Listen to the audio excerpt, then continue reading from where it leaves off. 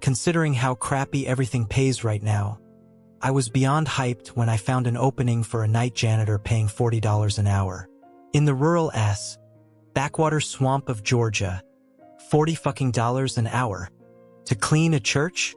My little agnostic heart was ready to pull up for an altar call once they finally hired me. Good God, I see why they pay that high now. It's an easy enough schedule, too. I go in after church services or meetings, do some basic cleaning, and dip out.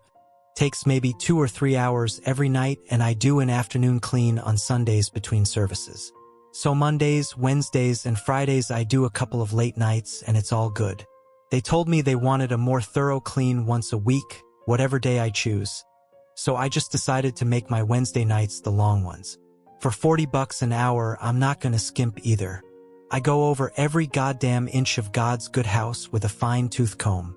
I'm in here flipping more tables than Jesus to make sure they're clean.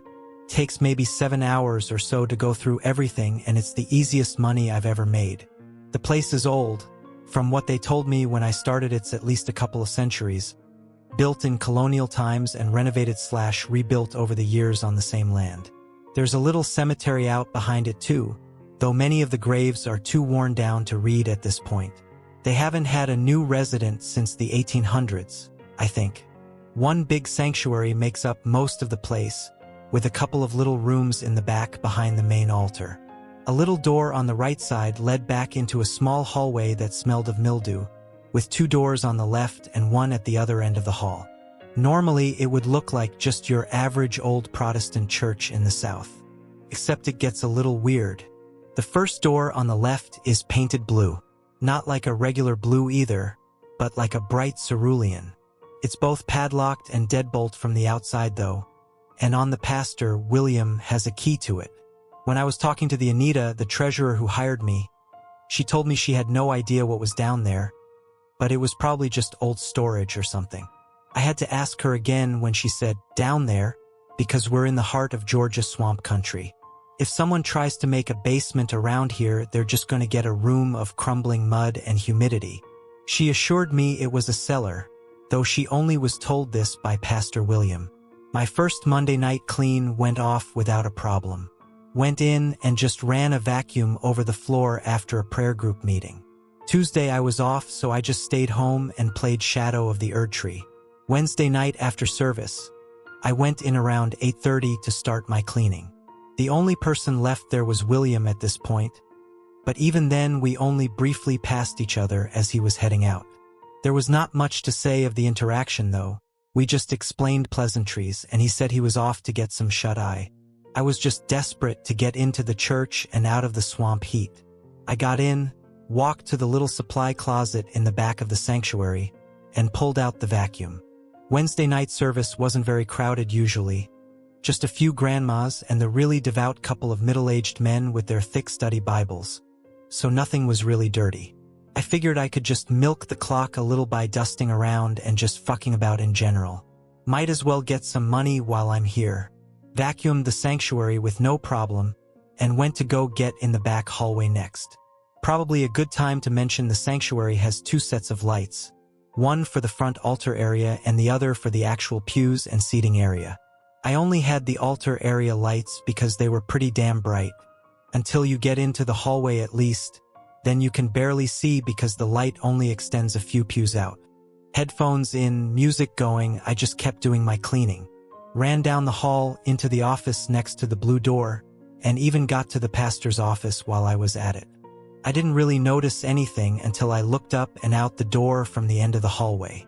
I could see straight down the beige hall, blue door glowing bright in the fluorescent, into the sanctuary.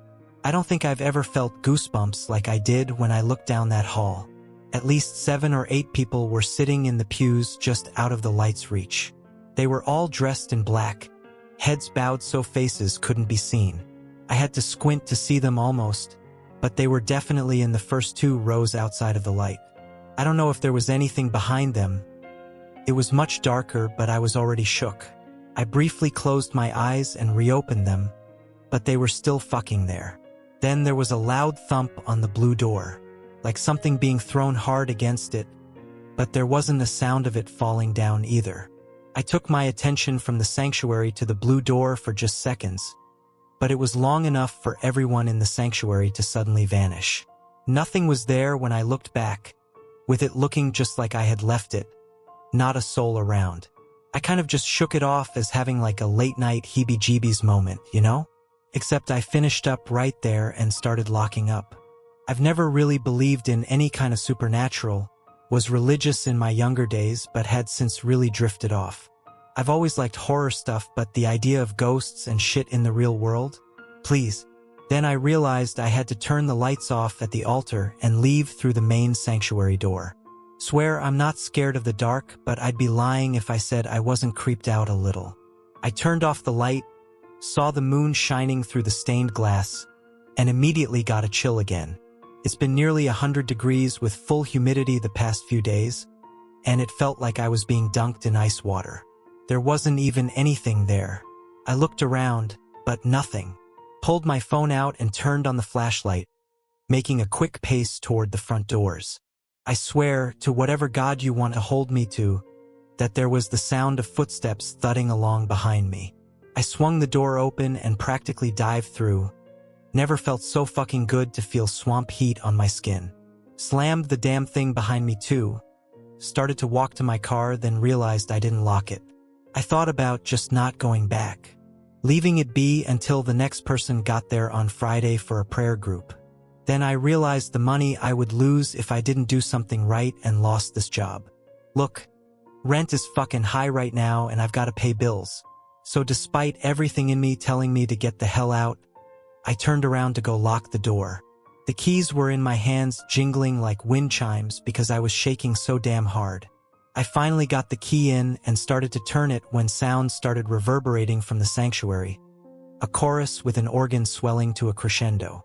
I turned the key and yanked it out at the same time, almost taking the doorknob with me, and ran the hell out of there. I could still hear it in my car when I started it and whipped out of the little dirt parking lot. Pretty sure I hit the ditch on the way out too, but I sure as shit wasn't just going to stop. It wasn't until a few minutes into my drive that my hand finally loosened on the steering wheel and I realized what they were singing. I remember it from going to an old Baptist church with my grandma. They only did old hymnals and refused to use anything but a piano, but I remember the damn words. Nothing can, for sin atone.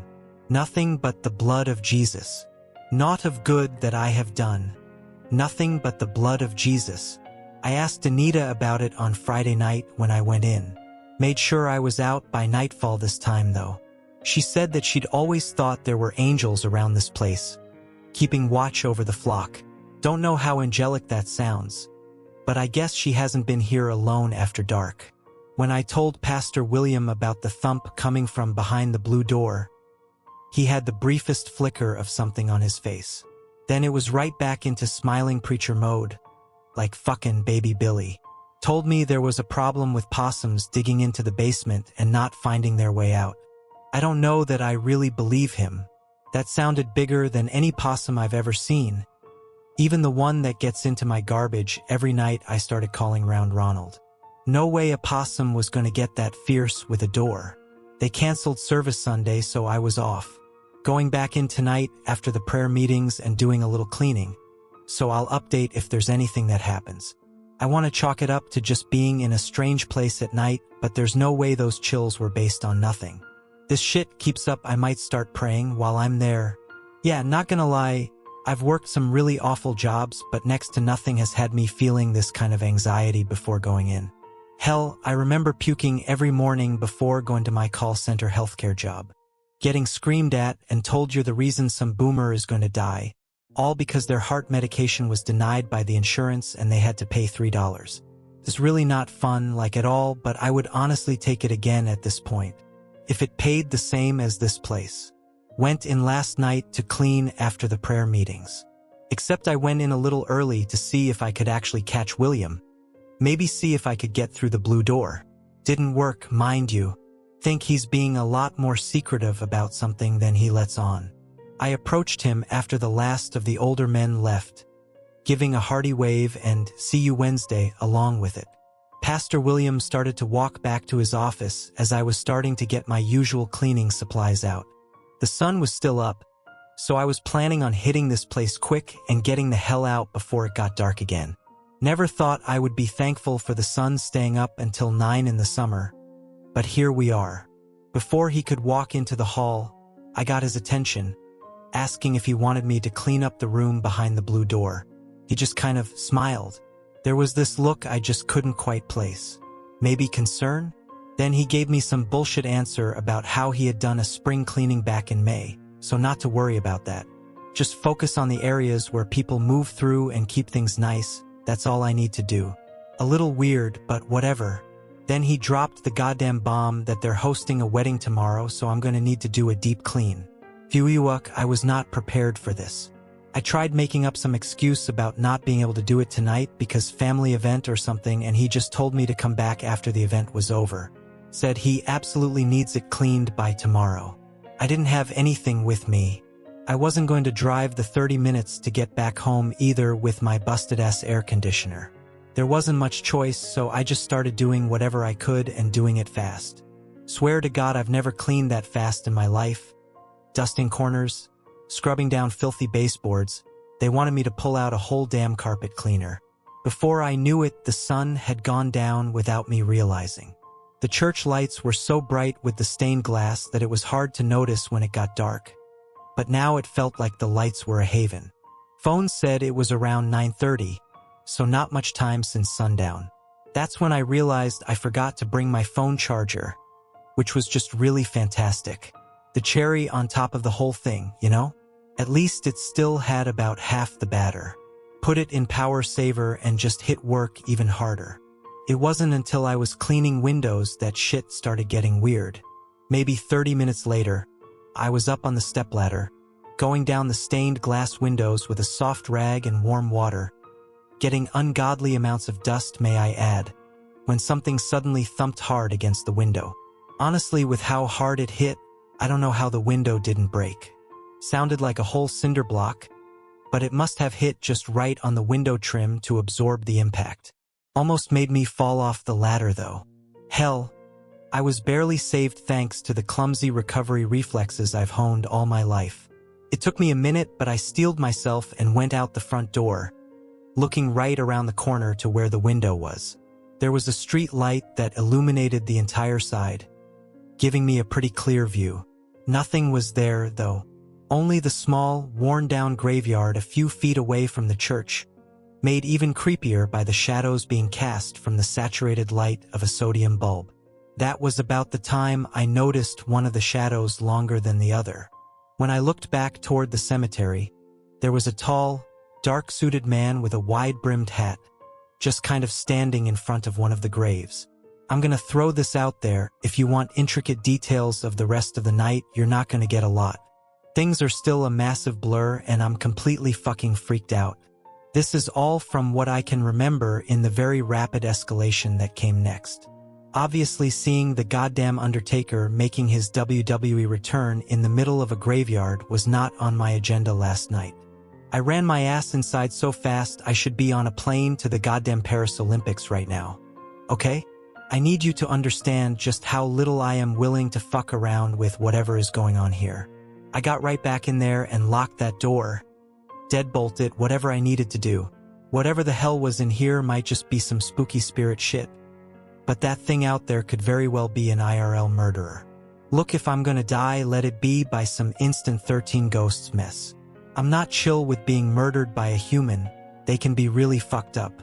Locked, deadbolt, didn't stop there. I flipped every light switch on and ran down the hall into William's office. Shut that door and deadbolt the fuck out of it too.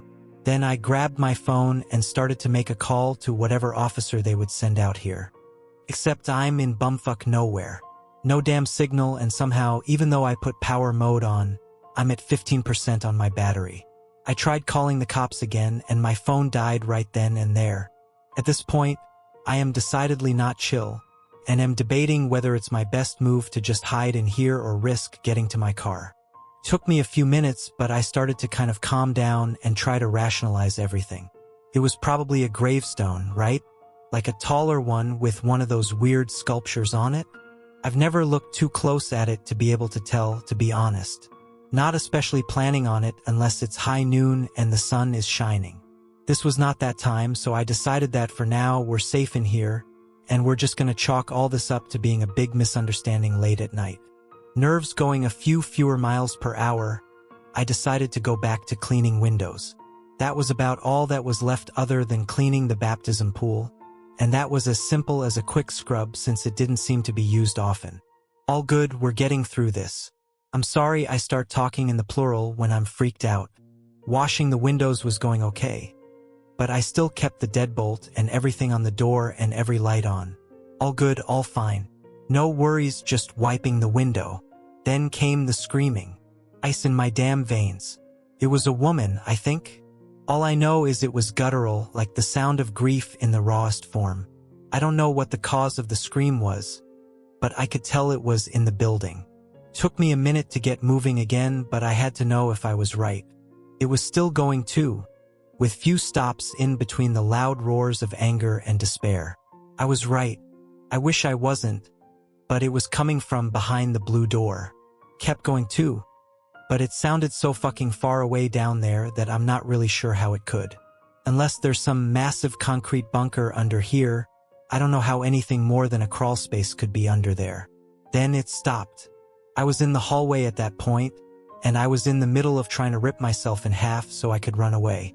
There was that one nagging little feeling that this could be someone who was in trouble. I can't just leave someone here if something is going on. That would make me just as responsible, wouldn't it? I swear to God, if my mama hadn't raised me, my ass would have been gone faster than my dad. I knocked on the door, giving a second to see if there was any response. It was only a moment until there was a faint answer, like a hello, I think. I kind of chased down my courage and shouted through the door, asking who they were. No answer. I knocked on the door again and still nothing. I gave it one more good knock, figuring the third time was the charm. Turns out that's bullshit. Right as I let the third knock go, things went to hell. The lights flickered briefly at first, but they kept going sporadically. Never actually goes off for more than seconds at a time, but always flickers on just enough to fuck with my vision. My eyes were doing that thing where you can't see in the dark after coming in from the bright sun, making everything in the dark vague. I turned around, ready to find my way out of the church and just say hell with this for the night. Except I turned back toward the sanctuary to leave and saw an entire congregation standing there before the lights flickered off again. I'm proud to report I did not, despite popular reports, soil myself in that moment. Instead, I screamed like a damned Looney Tunes character and started running for my keys sitting on the first pew. Thankfully, the lights came back on steadily, and it was no longer occupied by whatever ghostly churchgoers were there just seconds before. I thought I had caught a break. Thought I was gonna grab my keys and make the run to the car. Water started splattering behind me. The baptism pit was running, quickly splashing as the tub filled. I took a gulp, turned around, and that's about when things went totally fucking shining on me. Deep crimson was pouring out of the faucet, interspersed with intense blasts of a rusty, dirty black-like swamp water. I wanted to throw up right then and there, seeing all the crimson splattering everywhere against the white backdrop. I'm not really religious, but a baptism pit filling with blood seems a little sacrilegious, I guess. I wasn't waiting around to debate the ethical implications of a bloody ghost bath, though. I turned around to grab my keys, which were still sitting on the pew. Mistake number 2. Face to fucking face. I don't know who it was. I don't know what it was. All I know is that I was face to face with one of the dozens of good church patrons that now filled the sanctuary. The sound that came out of me was like a car hitting the brakes at 70 miles an hour. I'm certain every dog in the Tri-County area must have perked up, because this thing still haunts me, like it's burned into my mind because it was right there in my face.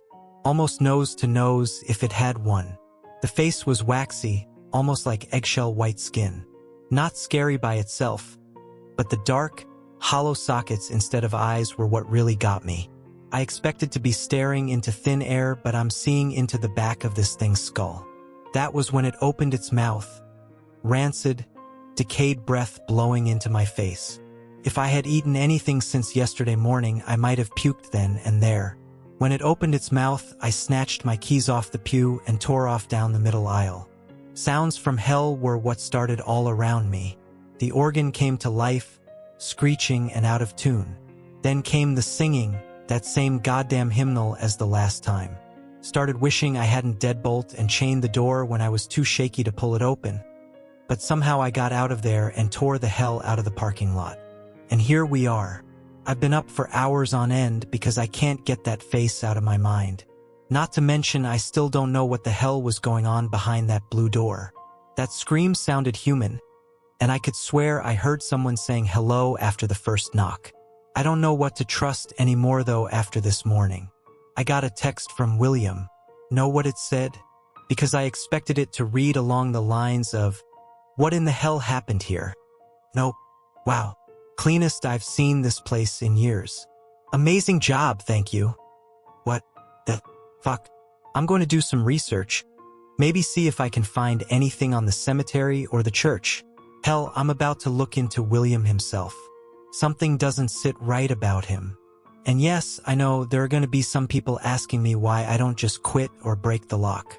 Number one, I am so damn poor, y'all. Like, I get why the job pays so much now, but the chances of me finding anything else right now are slim. My landlord is chomping at the bit to evict me so he can raise the rent again. Second of all, honestly, if it gets down to it, I don't know what the hell is past that door, but if things start looking like there may be someone, I'm not past some vandalism. Anyway, I'm off until tomorrow night after Wednesday's service. I'll probably try to do an early clean again in the daylight so I don't deal with this again. I'll update if anything happens, but I really don't plan on being there overnight again until I absolutely have to. Edit. Hey yo, Reddit gave me a 7-day ban. I'll update when I can. So that was fucked up. I don't really know what to say. Like, I genuinely am still, I don't know what's going on. I mentioned a while back I've been agnostic at best since leaving evangelical Southern Baptism over a decade ago. I was the Reddit atheist back in the beginning. Now, I don't know if I can ever live my life the same. I want you to know that what you're about to read may shake your faith a little. I went in early on Wednesday evening, hoping to catch William before anyone else got there. Sure enough, I pulled up and he was already there, car in the parking lot. I hurried in out of the heat, thankful that at least the AC worked if this place was haunted as shit. Found William in his office. He was surprised to see me at the least. There wasn't really much else that I could do at this point. The encounter on Monday night fucked me up. I can still smell the stench of that thing, the decay from its breath. I want to gag. That's not to mention I keep hearing the sound of blood splashing in the baptism tub. Did you know blood splashing sounds different than water splashing? Think it's because of the consistency of it. It's really gross. I've been wearing earbuds most of the time since because it just keeps ringing. He must have known what I was there about. Not that he looked scared or anything, just concerned. Before I could even get a word out, he asked me what happened. Kind of took me off guard, to be honest. I was honestly going in expecting to be gaslit as insane. Take the little wins where I can, I guess. So I told him everything. The congregation, the swelling music and hymns, the shadows in the cemetery, and blood pouring from the baptism faucet. Everything was out in the open, and he acknowledged what I was saying, though didn't say much as I was going through my story. Until I told him about the screaming through the blue door. That one got him. Something changed on his face. Worry, maybe? I couldn't entirely place it. That was when I really leveled with him. Just one question to ask. Am I safe or should I quit? Yeah, it seems like a stupid question, I know. Nobody is safe in a haunted fucking church. What kind of bullshit is that? It was all I could think of though, and the crux of what I needed to know. I grew up watching horror and shit, worked in haunts for a while, and I can deal with horror type shit. As long as I know it can't hurt me and won't kill me. Haunted church? Sure, I'll just take an edible before I go in. Me and the spirits can be chill. Hell, I'll bring some for them, maybe they'll shut the fuck up. I was expecting him to tell me the opposite though. So imagine my surprise when he tells me that I'm physically in no danger. He probably realized I didn't believe him, too. I'm still not entirely sure if he was trying to get me to quit then and there too. The story I got at that point in the day already seemed like bullshit, or at least not the entire story. Unfortunately, I was right, but I couldn't settle for just leaving it at that. In short, William told me that what I was experiencing were former parishioners. He says he's had experiences too. Hell, said he was terrified by almost the same thing happening to him as I had Monday night, way back when he first came here. Even apologized that he hadn't told me before, saying it was not okay and offering me a bonus for my troubles. Yeah, this was starting to sound like there was a lot more at play here. From his story, the church was hit badly by a strange plague back in the early 1800s. Nothing surprising there, considering we knew bumfuck all about diseases and spread them everywhere. William said most of the congregation perished, with the only survivors being the single pastor and his family, who somehow made full, prosperous recoveries. Totally not shady at all, right? What he tells me from here is all conjecture, because supposedly he can only theorize. The churchgoers would apparently gather often, even staying at the church for days worshiping and praying for a cure. Meanwhile, this obviously would spread the disease among the flock, just damning them all one by one. Still, the preacher insisted they stay steadfast in the Lord, praying for forgiveness even as bodies began piling up out back. His family were some of the first sick, with his son even supposedly thought dead at one point, though looking back it must have just been a very deep coma. Yet they're the only ones that survived. Everybody in that cemetery was once a member of this church who perished in that plague. The amount of death in one building would definitely be a magnet for weird shit, but William insists that the spirits are still looking for the preacher, believing he sacrificed them for his own family to live. I was honestly on board with that explanation. He assured me that the spirits wouldn't harm me, simply trying to get me to do what they wanted. Except then the question of, what the fuck does a congregation of ghost Christians want me to do for them? Open the door. That's what they wanted me to do, according to William. According to him, the ashes of the preacher and his family are stored down there. He was superstitious after losing his entire flock to a plague. They found him and his entire family dead down in that room one day, door and room freshly painted with a bright seafoam blue. From what William told me, he picked up on some Gullah Geechee superstitious customs when he started getting paranoid. They said spirits couldn't cross through, mistaking the blue for water, so he would be safe. Out of respect for the dead family, the church has kept the door blue since. William assured me that I was safe, but that there was nothing behind that door. It was simply a small room, sealed off out of respect or adherence to the dead, whatever I wanted to call it. The story was kind of believable when he was telling me. Maybe it's just my willingness to buy in thanks to just having my experience validated. Either way, he reassured me and I took my leave for the afternoon, telling him I would be back after service. Was I gonna have to be here for a while after dark?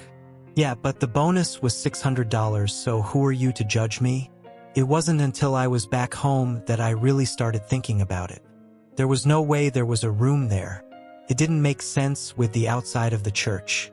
So, it started bringing me to other questions, like if he was so willing to tell me that, why not just show me? Spirits couldn't slip in behind that easily, right? Should just be an empty room, right? Then I thought about the screams I heard. They were definitely behind the door. But if spirits aren't allowed to cross in, then why the hell are they there? Is my haunting logic broken? Look, something wasn't sitting right with me about how he was acting. Something about what he was saying was giving away that there was more to everything. So, I decided to solve this shit once and for all. Wasn't there some movie where the ghosts were trying to give hints about how someone needed help? Like they were doing terrifying haunting shit but really just trying to help? Crimson Peak, maybe? Either way, I thought that was a legitimate possibility. I'm not gonna stereotype or anything, but we've had a number of evangelical preachers doing shady shit in the news lately. My conscience wouldn't let me pass. So, I ran into town before I was due to go back after Wednesday's service. Bought a set of bolt cutters and a crowbar. I'm finding out what's in that damn thing, even with a little vandalism. Kept everything hidden in my car until William left. He gave me some platitudes about still being there and being a dependable employee that he could count on. It sounded like a very veiled warning though, like telling me to tread carefully with whatever I do tonight. That kind of reinforced my feelings about what I was going to do that night. He finally left around 9, right when the sun went down, and I was finishing up vacuuming the sanctuary. I waited, made sure he was gone for a few, just sitting in one of the pews waiting so I could make sure nobody saw me getting bolt cutters out of my car. Made it to my car fine, but turned to walk back into the church when a line of dark figures were suddenly standing among the cemetery headstones. None of them moved, just staring me down. Definitely upped my speed to get back into the church and slammed the door behind me, even if he said they couldn't harm me. Hell, that could have been a lie too, who knows at this point. I ran in, made sure every light was on, and started going at it. Cut off the padlock, cut the chain, and started hitting at it with the crowbar when things began going to hell. Lights went out and gospel music began. I could look out into the sanctuary and see that the congregation was already there. I don't know if it was the adrenaline or what, but I suddenly got some Hulk-level strength and braced my foot against the doorframe, pushing the crowbar in harder. It finally gave, crashing in hard to the wall as it swung in. Deep blue light was pouring from below, showing faintly at the end of a long staircase. First off, I don't know how the hell there was a basement this deep in Swampest, Georgia. Nothing about a lot of this makes sense, to be honest. But I could hear the screams again, this time louder, full force, drilling into my brain. I kept making my way forward though, determined to find the source. There could be someone hurt down here, or by the sounds of it, multiple people. The scream seemed to layer on itself, like a host of people all crying out in unison. It drowned out the gospel music, which started growing fainter behind me. Whatever was in there didn't even register for me at first. I had no idea what I was looking at, even more unsure about if it was something real. Maybe William was trying for a budding SFX career in Atlanta. I don't know. I was trying to rationalize a lot of things until it hit me. I'm describing it from memory, so bear with me. My eyesight isn't great and I sure as hell didn't get close. The bright blue light was actually emanating from the thing, almost like a fucking anime aura. I have no idea how else to describe it, but the light was just radiating from it in waves, washing over me as it did. I could feel light, not like when you sit in the sun for too long and start to burn though. This was like water washing over me, sort of like floating down a lazy river, feeling the current flow past you toward the sea. I think back on it and I should have felt more terrified, but the aura of it was peaceful, like it was speaking to me through it. Be not afraid. If you're a former Christian of any sort, you've heard that. Hell, even I feel like it's stereotypical, but I heard it. Not with my ears, but through the waves. I suddenly felt my heart rate relax, my muscles loosening as the aura continued. I felt at peace here for the first time in ages, and I knew it wasn't my antidepressants. That was when I took a full look at the creature in the room. Bright skin, shining like the sun, was giving off the aura. For a moment I thought it was a massive bundle of limbs at first, which isn't totally off base. But this thing looked like multiple torsos all conjoined, like they were sewn together, all standing back to back in a circle. Each one of them had different features, but each was covered in eyes, blinking every different color I knew of, and some I couldn't quite comprehend. Every single one was fixed on me though. That's when I noticed pieces of them missing. Arms and legs were cut off, leaving bleeding stumps that were gushing as if cut recently. There was a steady trickle of bright red falling from the creature, chained to a wall in the small room. The bodies looked frail, malnourished, and emaciated. Despite that they were still pristinely clean, even bleeding. Its eyes remained fixed on me, a pleading in them. "Help us." It spoke to me again, this time more frail than the first. It must have known that I wasn't the same as whoever put it here. I don't know if it could sense something or just went off guesswork, but it was asking me for help. That was when William spoke from the steps behind me. The angel changed, an aura of anger and fury taking over the blue, turning it to a crimson red. My sense of peace faded, turning to confront William, who was walking toward the angel, pulling a small pocket knife from his coat. I was still holding the crowbar, though I didn't even realize it until that moment when the entire atmosphere shifted. He stepped toward the angel, flicking the pocket knife against one of the outstretched hands, slicing a finger off and catching it before he turned to me. This motherfucker had the audacity to offer it to me, like a fucking snack. I felt my stomach turn harder than it did smelling death's breath, with zero fucking idea of what was going on. I literally asked him if he was trying to get me to eat it. Meanwhile, there was this thing howling in pain in the corner. The screams were back, with every face distorting in terror as sound pierced the air. He waited a moment for them to stop before he started in again. If I ate that finger, he said, I would have prosperity beyond belief. All I had to do was believe in him and eat of the flesh. He even said he's willing to supply me with more if I find I'm not quite happy yet, with the other effect being a major extension on my life. The only question I could really think to ask was how. I'm sorry if the details are vague.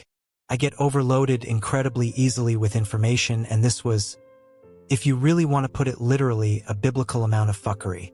His explanation made me even more sick. I grew up on the internet wild west of LiveLeak and LimeWire, and this might be the first time I've really gotten a comprehension of man's depravity. This motherfucker was evil. He popped the finger in his mouth more casually than Yuji Itadori could ever hope to. Said he was a devout man his entire life, believing God would send salvation for him and his flock. Until the disease came. William told me how his son, Peter, fell ill first, having trouble breathing before slowly degrading, coughing blood from his lungs, and soon after going into a deep, death-like sleep. That was when he started taking a different route than prayer and praise. William gathered his flock in the church one day, bringing them all together in a marathon of praise and worship to God. Then he began convincing them it was time to be rebaptized in the blood of the Lord, cleansing them of their illnesses. He brought in water, lining up all the parishioners to bring through the baptism tub. He baptized them one by one, making sure they were thoroughly drenched. Once everyone was soaked, back at their pew ready to begin another hymn, he took his place on the pulpit and let loose the plan. He set up a rope ahead of calling over everyone, tagging up sacks of lye in the rafters. From there, it was just pulling on the rope, slicing the bags open with nails in the rafters, causing a caustic snow to fall down on the soaked congregation. He said it was a glorious sight, everyone quickly realizing their baptism in the waters of heaven led to burning as if by the fires of hell. It took minutes before they all passed, killing everyone in the church except William. That was when the angel appeared. According to William, it was sent as punishment for the blasphemy he just committed. This jackass literally said, I'm not going to confuse you with the details, but I studied a bit of dark practices and trapped the fucking thing with whatever it was. That's why it was still chained down here, letting him just pick pieces off wherever he wanted. He said he cut off a foot for each of his family, making a stew for them while they were sick.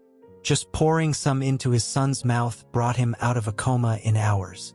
The angel's flesh is quite literally made of miracles, he said. And then he gave me the ultimatum: leave and have no job, with my entire mental state totally fucked by this encounter and nobody to believe me. Or I could die. 2 options, neither of which were great for me. He lifted the knife, getting ready to strike if need be. Fight or flight came in hard. I don't know how I swung the crowbar as fast as I did, maybe adrenaline again, but it bashed the side of his head. William crumpled quickly, falling to the ground in front of me with a thud and knocking his head on the hard floor. Dead. The chains holding the angel snapped, freeing it immediately. I don't even know what the hell happened after that. There was a bright flash. I could hear a voice saying, "Thank you," and suddenly I was standing out in the cemetery. In front of me, the church was ablaze, a full inferno already. The heat coming off was intense, immediately drying any of the humid air around me. It raged up, with the sound of rising alongside the smoke, before totally incinerating in the dark night, flames dying out just as quickly as they began. Where the church once stood was nothing but a pile of ash, not even one board left standing. Look, I'm not talking to anyone unless they come to me asking what happened. Even then, not like they'll really believe me. William has got to be gone for good now, so maybe they'll just think he torched it for insurance, but the deed went wrong. Who knows, maybe I'll get arrested. At this point, I'm out of a job, so it might be the preferable alternative to finding a job in the current economy. Things are going to be rough. I'm still shaken up, and the anxiety about what's going to happen is fucking killing me. Maybe after this I'll have an angel watching out for me. Fingers fucking crossed at least.